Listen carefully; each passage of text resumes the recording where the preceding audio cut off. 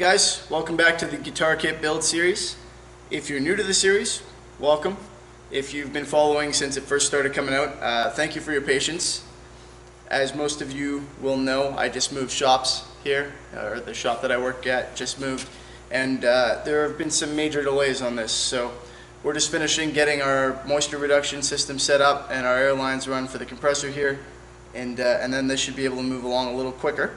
But for now, I'm gonna just keep on keeping on, and we'll try and get as much done as we can. So last time we applied a couple coats of a water-based green dye to kind of give some accent to this flame maple veneer. And I mentioned that it's very thin, so I'm kind of scared about sanding it. It is pretty smooth though, but you'll notice that some parts of the grain were more open than others. And in those areas, the dye really stuck in. Excuse me. Now, there are some spots when I got this guitar where the veneer was sanded all the way through from the factory. This kit's not very, it's not perfect, let's put it that way. So if you're buying a kit, maybe don't go with the Guitar Fetish one, but hey, it's up to you.